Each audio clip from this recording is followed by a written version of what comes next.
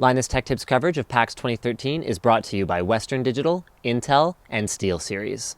Hey guys, we're here at Galak-Z at the Indie Mega Booth just checking out their game, and I had to stop by because it looks so much fun. This looks like Asteroids, but way later with all the advancements that it should have had. What can you tell me about this game? So this is a culmination of years of shooter kind of experience and shooter inspiration, I guess, put together. So I mean, it obviously looks like a classic 16-bit shooter game, but it's actually, under the hood, it's much more like a modern shooter. It's much more like something like Far Cry 3, where you've got very dedicated AI, very dedicated physics. The explosions and stuff all have actually physics bombs. They'll send guys off flying. The AI, we've teamed up with a company called Sentient. They're a new a new software company. They're making middleware for AI, for really high-end AI. And so we've got that plugged into the game where this is more like, it really is something similar to like Far Cry 3 in 2D. These guys have vision cones, they can hear you, they're out on random patrols looking for you. If they hear something fishy, they'll go into an investigation mode.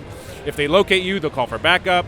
They're very good at like pinning their fire down on you, getting you in a triangle position and like taking you down. The weaker guys will stay out, they let the bigger guys come in after you. It's not a shooting game where you just pop them a couple times and they go down. Some of the bigger guys, it's like a real drawn out, heavy duty combat.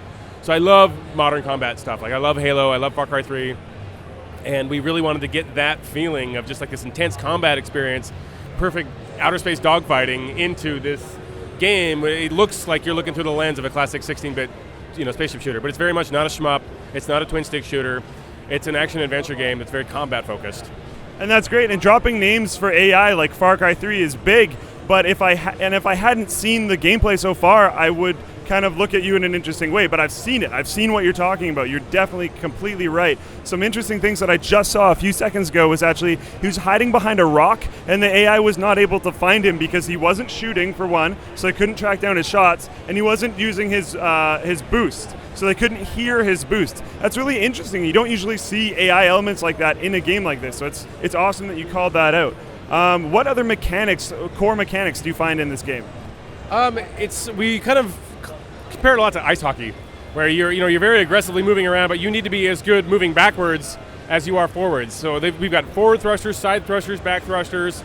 You've got a very finite level of control over the ship, so you're like boosting around. Shooting backwards is a big thing. Like you fly up on a guy, land into him, you can jump over him for a second out of the gameplay plane, land on the other side, still facing him, and lay into him as you're boosting backwards, and then you like lock on with your missiles and let him have it.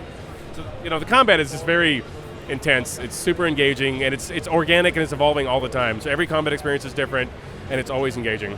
One thing that I've noticed about the Indie Mega Booth so far is a lot of the games here just make you feel like a badass while you're playing them. And being able to flip over people and jump all over the place and lock on missiles and dance around and dodge around a boss and hide behind rocks and all this kind of stuff is just so cool because you're very active into the game. It's a game that has a story, but while you're really, really action-based the entire time anyways. And talking about a game that has a story, what is the setting for this game? So the setting is deep space. You're part of the kind of the Human Alliance, here Earth Federation. I got to come up with a cool name, which I haven't done yet. But you're in deep space, and there's a terrible ambush by the enemy Imperials, and the fleet is basically devastated. And you are like one of the last fighters. You're kind of a green pilot. You don't have much experience. The guy who owned the ship that you're in was actually killed on the deck when they got hit. So he jumped into one of the last remaining fighters, got out. You can see the beginning of the intro. He sort of, there's a big battle there. He kind of barely gets his way out of it and gets knocked out and goes flying off into deep space. He's picked up later by one of the last remaining sort of mega craft, and he's the last fighter. So she's like, get back here, and so you get back to the ship, and you have to kind of start, exploring the galaxy, mining for resources, powering back up your mother's ship, and being able to jump further and further as you're repairing your ship. You're very outgunned, you're very outmanned, so it's this sort of, going out on these missions, doing some recon, finding supplies, bringing them back to the ship, powering it up, and then being able to move on to further levels.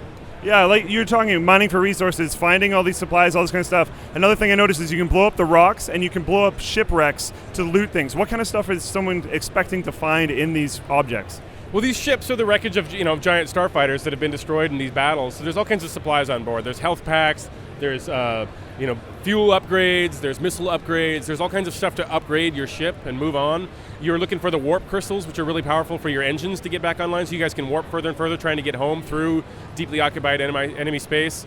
It's think of something like Borderlands 2, where you're upgrading your weapons, you're upgrading your abilities. Metroid is a huge inspiration for this, obviously. So that's sort of just this genuine long ramp up of just getting better and getting new abilities and powering up and feeling like a badass the whole time.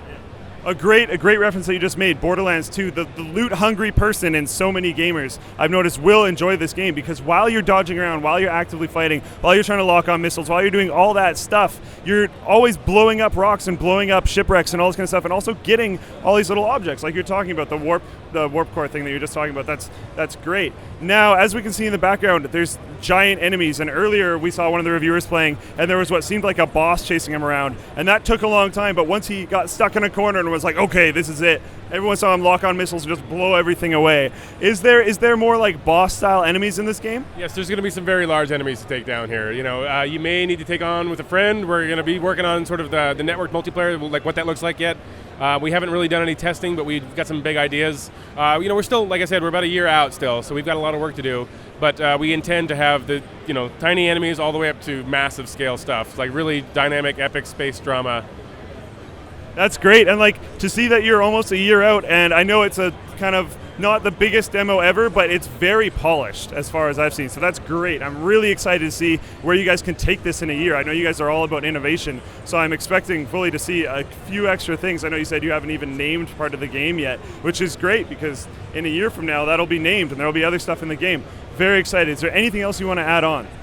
I just hope people can come by the booth this weekend and check it out. If not, we'll be launching on PS4 and on Steam. We have high hopes for the game. We think, the response has been phenomenal this weekend. Everyone loves it, and we're just having a fantastic time. This has been a great weekend, so thanks for coming down. And thank you for showing me the game. If you want to see any of our content from the Indie Mega Booth or any of our content from PAX, be sure to subscribe to Linus Tech Tips.